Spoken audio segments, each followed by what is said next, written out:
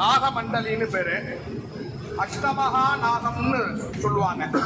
அனந்தன், வாசிகி, தக்ஷன், காக்கோடகன், புலிகன், சங்கபாலன், பத்மன், மகாபத்மன், அஷ்டமகா நாகம். சித்தர்கள் இந்த ஸ்தலத்துல இந்த ராகு கேது தோஷ நிவர்த்தி, சாபபாவ பிரதிபந்த நிவர்த்திக்காக எந்திர ஸ்தாபனம் இந்த இடத்துலதான் பண்ணியிருக்காங்க. எந்திர ஸ்தாபனம் பண்ணி அது மேல நாகர் கட்டு போட்டிருக்காங்க. அந்த சக்தி, அந்த தோஷத்தெல்லாம் நிவர்த்தி பண்ணதுக்கு உண்டான அந்த சக்தி இந்த இடத்துலதான், அந்த கேலக்சி பவர்னு சொல்லுவோமோன்னா அந்த சக்தி இந்த இடத்துலதான் இருக்கு. இதுக்குள்ள அந்த எந்திரம் இருக்கு. அந்த எந்திரத்தை வச்சு மேல நாகமண்டலி அந்த கட்டு போட்டிருக்காங்க.